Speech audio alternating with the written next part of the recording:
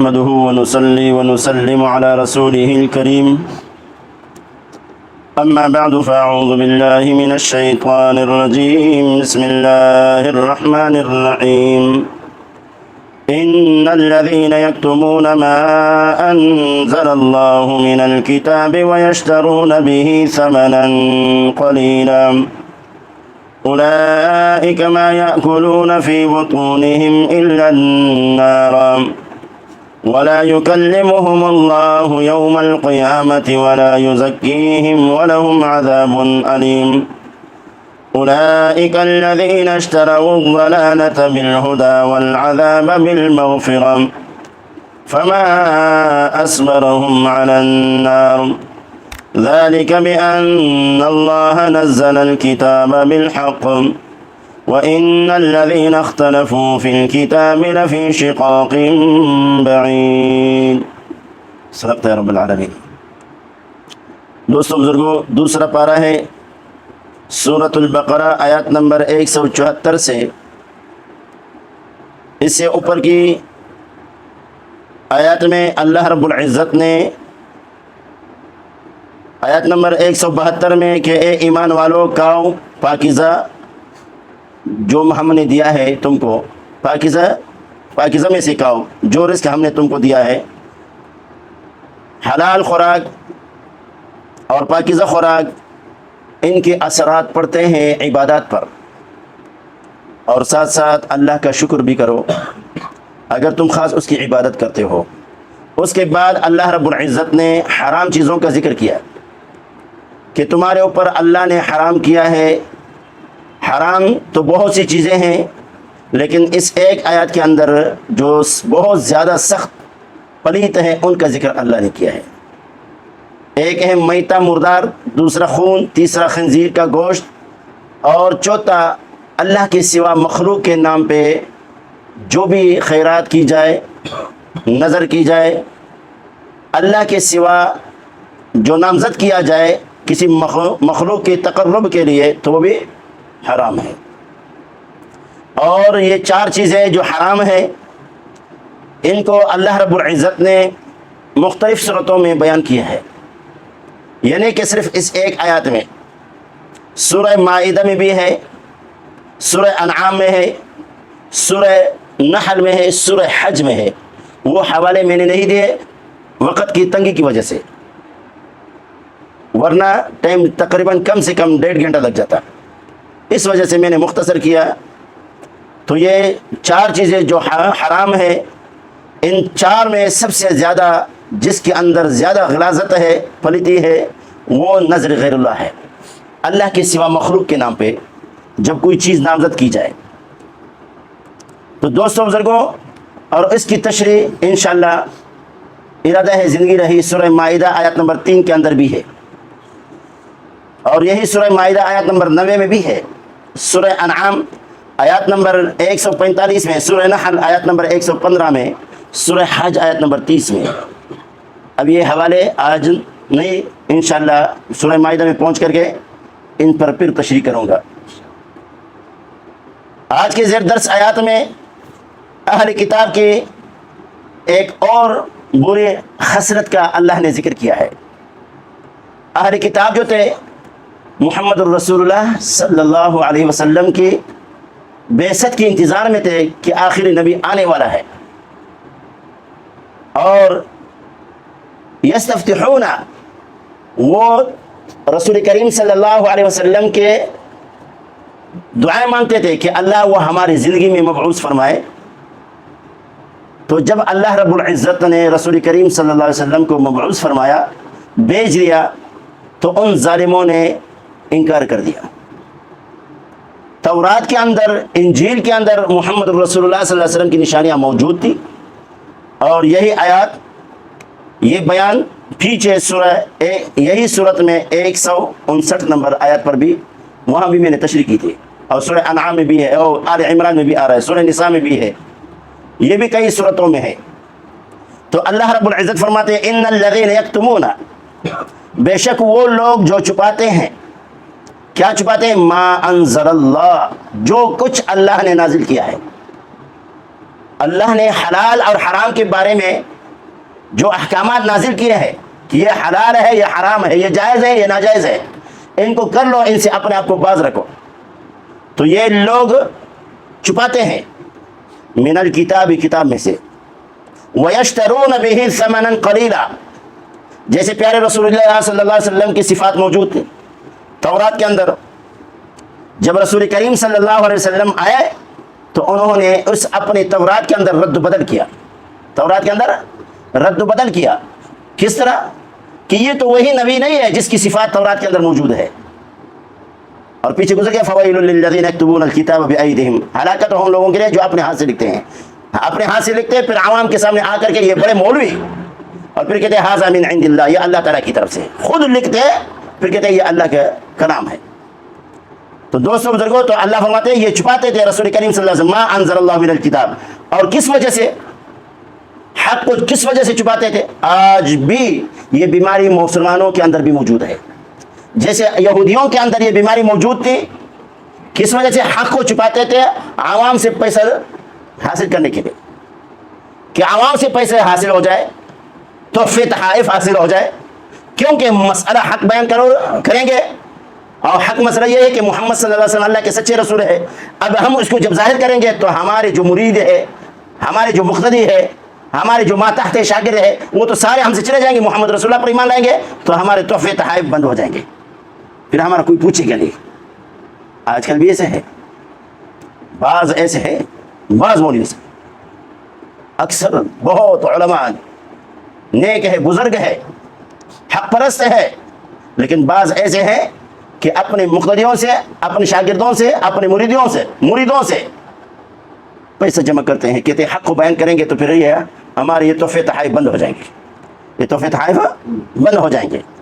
تو دوستوں بزرگوں، اس وجہ سے دنیا کو حاصل کرنے کی وجہ سے حق کو چھپانا، دنیا کو حاصل کرنے کی وجہ سے حق کو چھپانا، ان کے لیے اللہ رب العزت نے 4 سزائیں ذکر کی ہے اس ایک آیت میں۔ کتنے سزائیں؟ 4 سزائیں ایک آیت میں۔ جو مولوی حق کو سمجھتا ہے اور حق معلوم ہو، دنیا کو حاصل کرنے کے واسطے چھپاتا ہے، حق کو چھپاتا ہے، تو ایسے لوگوں کے لیے اللہ نے 4 سزائیں ذکر کی ہیں۔ اللہ اکبر۔ اور وہ کون سے ہیں؟ اللہ فرماتے ہیں ان الذین یکتمون، بے شک وہ لوگ جو چھپاتے ہیں، ما انزل اللہ، وہ جو اللہ نے اتارا ہے، من الکتاب، کتاب سے۔ قرآن کو سمجھتے ہیں علماء سمجھتے ہیں، عوام تو قرآن کو نہیں سمجھتے، قرآن کو علماء سمجھتے ہیں، تو جب علماء بیان نہیں کریں گے تو یہ قرآن کس مقصد کے رہے ہیں؟ ان الذی فرض علیک القرآن، آپ کے گئے محمد صلی اللہ علیہ وسلم، آپ کے اوپر اللہ نے فرض کیا اس قرآن کی دعوت دینا۔ یا ایھا الرسول بلغ ما انزل الیک من ربک، اے محمد صلی اللہ علیہ وسلم، اے محمد صلی اللہ علیہ وسلم پہنچاؤ ما انزل الیک من ربک، وہ جو نازل کیا گیا ہے آپ کو آپ کے رب کی طرف سے، آپ کو آپ کے رب کی طرف سے جو نازل ہوا ہے وہ کیا ہے؟ ادھر دیکھ، ادھر دیکھ، اللہ تعالیٰ کی طرف سے جو نازل ہوا ہے وہ کیا ہے؟ قرآن ہے۔ تو اس قرآن کی تبلیغ کا حکم اللہ نے رسول اللہ کو دیا ہے۔ کس کو دیا ہے؟ رسول اللہ صلی اللہ علیہ وسلم۔ ابھی ایمان سے بتاؤ، یہ قرآن کی تبلیغ ہے عام؟ جتنا مخلوق کی کتابوں کی تبلیغ ہو رہی ہے اتنا قرآن کی تبلیغ ہے؟ اس لیے مسلمان پیچھے جا رہے ہیں۔ مخلوق کی کتاب میں جھوٹ ہو سکتا ہے، مخلوق کی کتاب میں غلطیاں ہو سکتی ہے، لیکن وہ ایک کتاب ہے جو جھوٹ اور غلطیوں سے، شک شبہات سے پاک ہے، وہ لا ریب کتاب، یہ قرآن ہے۔ الف لام میم ذالک الکتاب لا ریب فیہ، اس کی زبر زیر میں شک نہیں ہے۔ تو دوستوں بزرگوں، یہ ھدی للناس، یہ تمام انسانیت کے لیے ہدایت ہے، یہ قرآن تمام انسانیت کے لیے ہدایت ہے۔ تبیانا لکل شیء، ہر چیز کی وضاحت اس قرآن میں ہے، ہر چیز کی وضاحت قرآن نے کیا ہے۔ لیکن دوستوں بزرگوں، آج افسوس، صد افسوس ہے کہ ہمارے علماء بیان نہیں کرتے ہیں۔ تو ہر مسجد میں ہر پیش امام روزانہ یہ ترتیب شروع کرے کہ قرآن کا درود شروع کرے، تو انشاءاللہ آپ دیکھو معاشرہ کتنا ٹھیک ہو جائے گا۔ معاشرہ، یہ بے چینیاں، یہ بغض، یہ تعصب، یہ حسد، یہ نفرتیں، یہ کفر، یہ شرک، یہ بدعات، یہ رسومات، یہ قرآن کی دوری کی وجہ سے ہے، حدیث رسول اللہ کی سے دوری کی وجہ سے ہے۔ تو دوستوں بزرگوں اللہ رب العزت فرماتے ہیں ان الذین یکتمون، بے شک وہ لوگ جو چھپاتے ہیں، ما انزل اللہ، وہ جو اتارا ہے اللہ نے، من الکتاب، کتاب میں سے، ویشترون بہ ثمنا قلیلا، اور پسند کرتے ہیں، لیتے ہیں اس کے ذریعے، ثمنا قلیلا، تھوڑی قیمت، تھوڑی قیمت لیتے ہیں، کہتے ہیں ہم تو تھوڑی، اللہ نے تھوڑے سے منع فرمایا ہے، ہم زیادہ لے رہے ہیں۔ یاد ہے نا پیچھے یہ آیت گزر چکی ہے، یہ جو تعویذ، بعض تعویذ فروش ہوتے ہیں، بعض مولوی تعویذ فروش ہوتے ہیں، اور ایسے بھی میں نے سنے ہیں 1 لاکھ روپے، 1.5 لاکھ، 2 لاکھ روپے، یہی حیدرآباد کے ایک مولوی کا میں نے سنا ہے کہ 1 لاکھ روپے ایک تعویذ کے لیتے ہیں، سمجھیے۔ تو اب 1 لاکھ روپے، جب اس کو کہا جائے کہ کیوں یہ بھائی کہ لیتے، اللہ نے منع فرمایا ہے، کہ اللہ نے تھوڑے سے منع فرمایا، ہم تو زیادہ لے رہے ہیں، ہم تو زیادہ لے رہے ہیں۔ اللہ اکبر۔ تو اللہ فرماتے ہیں اولئک ما یاکلون فی بطونہم الا النار، حق کو چھپاتے ہیں دنیاوی فائدے حاصل کرنے کے لیے، دنیاوی فائدے حاصل کرتے ہیں، تحفے تحائف حاصل کرنے کے لیے، پیٹ کی وجہ سے، کس وجہ سے؟ تو اللہ فرماتے ہیں یہ دنیاوی فائدے جو حاصل کرتے ہیں اپنے پیٹ میں، پیٹ پالنے کے لیے، اللہ فرماتے ہیں یہ دنیاوی فائدے، یہ جو مال و دولت، یہ مال و دولت نہیں ہے، اللہ فرماتے ہیں یہ جہنم کی آگ ہے۔ کیا ہے؟ ما یاکلون، نہیں کہتے فی بطونہم، اپنے پیٹوں میں، الا النار، مگر جہنم کی آگ۔ یہ پیٹ پال رہے ہیں، کیا یہ کیا ہے؟ حق کو چھپاتے ہیں، حق مسئلہ بیان نہیں کرتے ہیں، اور تاکہ تحفے تحائف بند نہ ہو جائے، تو یہ پیٹ میں آگ ڈال رہا ہے، پیٹ میں آگ ڈال رہے ہیں۔ نمبر 2، ایسے شخص ولا یکلمہم اللہ، دنیا میں تو اس کی یہ حالت ہے، جو کچھ وہ پیٹ کی وجہ سے کر رہے ہیں، حق کو چھپا رہے ہیں اور فائدے حاصل کر رہے ہیں پیٹ کو پالنے کے لیے، اللہ فرماتے ہیں یہ جہنم کی آگ ڈال رہے ہیں۔ نمبر 2، ولا یکلمہم اللہ یوم القیامہ، قیامت کے دن ایسے لوگوں سے اللہ کلام نہیں فرمائے گا، اللہ باتیں نہیں کرے گا، قیامت کے دن اللہ ان سے ناراض ہوگا، اللہ بات نہیں کرے گا۔ اللہ اکبر۔ تو قیامت کے دن جس سے اللہ ناراض ہو، باتیں نہ کرے، اس کی کیا حالت ہوگی؟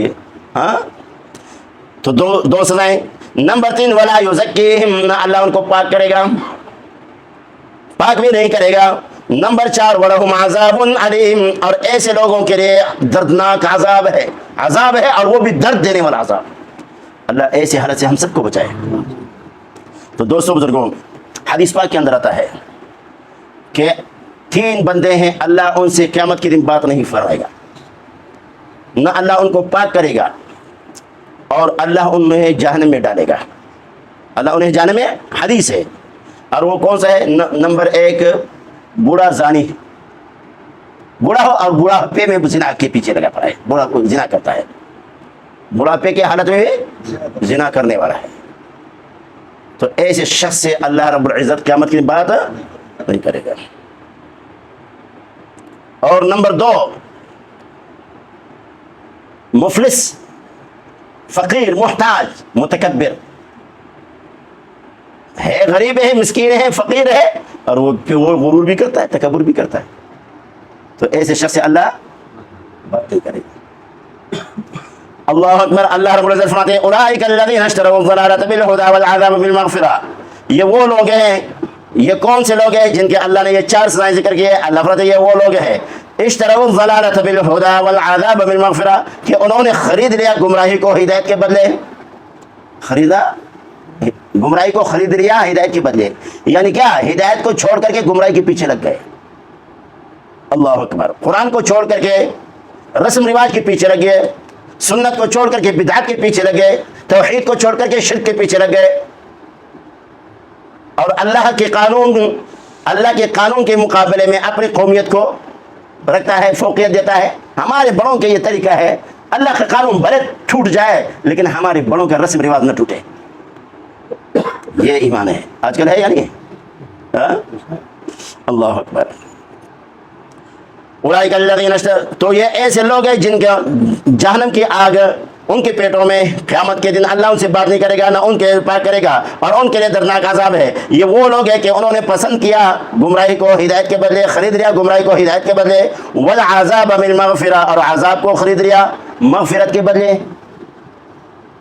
فما اصبرهم علی النار، بس کیا ہی صبر کرنے والے ہیں آگ پر۔ تعجب ہے، ایسے لوگوں پر تعجب ہے، کیسے ہے کہ وہ جہنم کی آگ کے اوپر صبر کرتے ہیں۔ تعجب ہے یہ اسبرہم فما اسبرہم علی النار، یہ فعل تعجب کا صیغہ اللہ نے لے کر آیا کہ عجیب حالت ہے، ایسے لوگ ہیں اتنی بڑی بڑی سزائیں کو قبول کرتے ہیں دنیاوی کے معمولی فائدے کے لیے، یہ ابدی نقصان کر رہے ہیں عارضی فائدے کے، اور وہ بھی اللہ کی ناراضگی کو دعوت دے رہے ہیں، اللہ کے رسول کی پیارے طریقوں کو چھوڑ رہے ہیں، شیطان کے راستوں کو اختیار کر رہے ہیں۔ فما اصبرہم علی الناس، بس کیا ہے وہ جو انہوں نے صبر کیا کرنے والے علی النار جہنم کی آگ پر۔ تعجب ہے ذالک بان اللہ نزل الکتاب بالحق، ذالک یہ ہے کہ بان اللہ کہ بے شک اللہ رب العزت نے نزل الکتاب بالحق نازل کیا ہے کتاب کو حق کے ساتھ، اللہ نے کتاب کو نازل کیا ہے حق کے ساتھ، یہ قرآن کا نزول کیا ہے حق ہے۔ وَإِنَّهُ لَتَنزِيلُ مِن رَبِّ الْعَالَمِينَ، یہ قرآن کا نازل ہونا ہے رب العالمین کی طرف سے، کہاں سے؟ رب العالمین، اور یہ قرآن کا اترنا کیا ہے حق ہے۔ کون لے کر آیا ہے؟ نزل بہ روح الامین، جبریل علیہ السلام لے کر آیا ہے، علی قلبک لتکون من المنذرین، اور کس پر لایا ہے؟ رسول کریم صلی اللہ علیہ وسلم کی دل مبارک پر، رسول کریم صلی اللہ علیہ وسلم کے دل مبارک پر۔ حدیث پاک کے اندر آتا ہے جبریل علیہ السلام آ کر کے رسول کریم صلی اللہ علیہ وسلم کے پاس اللہ کی وحی قرآن لے کر آتے، جبریل علیہ السلام قرآن پڑھتے ہیں، رسول اللہ جلدی جلدی پڑھتے، جلدی جلدی، تاکہ میرے سے کوئی لفظ رہ نہ جائے، تاکہ کوئی لفظ میرے سے رہ نہ جائے، اس وجہ سے۔ اور رسول اللہ صلی اللہ علیہ وسلم وہ سنتے بھی اور ساتھ ساتھ پڑھتے بھی، جلدی جلدی سنتے اور جلدی جلدی پڑھتے تاکہ میرے زبان پہ چڑھ جائے، کوئی لفظ رہ نہ جائے۔ اللہ اکبر۔ اللہ نے جب دیکھا کہ میرے محبوب صلی اللہ علیہ وسلم کو کچھ اس سے تکلیف ہو رہی ہے تو اللہ نے فرمایا لا تحرک به لسانک لتعجل به، او میرے محبوب صلی اللہ علیہ وسلم آپ اپنی زبان کو حرکت نہ دو، جب جبریل تجھے پڑھتا ہے، تجھ پر پڑھتا ہے تو آپ زبان کو حرکت نہ دو، سکون سے سنو، سکون سے صرف سنو۔ لا تحرک به لسانک لتعجل به، تاکہ آپ جلدی کریں۔ ان علینا جمعہ وقرآنا، جو میں اس قرآن کو تجھ پر نازل کرنے والا ہوں تو اس قرآن کو تیرے سینے میں محفوظ کرنے والا بھی ہوں، یہ پورا قرآن تیرے سینے کے اندر میں جمع کروں گا، اب یہ مت ڈرے کہ میرے سے کوئی لفظ نہ رہ نہ جائے۔ ان علینا جمعہ وقرآنا، اس کا جمع کرنا ہمارے ذمہ ہے، اس کا جمع کرنا اور اس کا پڑھنا آپ کو، یہ آپ بے فکر رہے۔ تو اس کے بعد رسول کریم صلی اللہ علیہ وسلم خوش ہو گئے اور سکون سے سنتے تھے۔ تو دوستو بزرگوں، تو اللہ رب العزت نے فرمایا ان ذالک بان اللہ نزل الکتاب بالحق، بے شک اللہ رب العزت نے نازل کیا کتاب حق کے ساتھ، وان الذین اختلفوا فی الکتاب، بے شک وہ لوگ جنہوں نے اختلاف کیا کتاب میں، قرآن کو اللہ نے بھیج دیا اور اختلاف کیوں کیا؟ من بعد ما جاءہم البینات، واضح دلائل آنے کے بعد اختلاف کیا۔ فما اختلف الذین اوتوا الکتاب، اختلاف کس نے کیا؟ او صاحب علم والوں نے، کس نے؟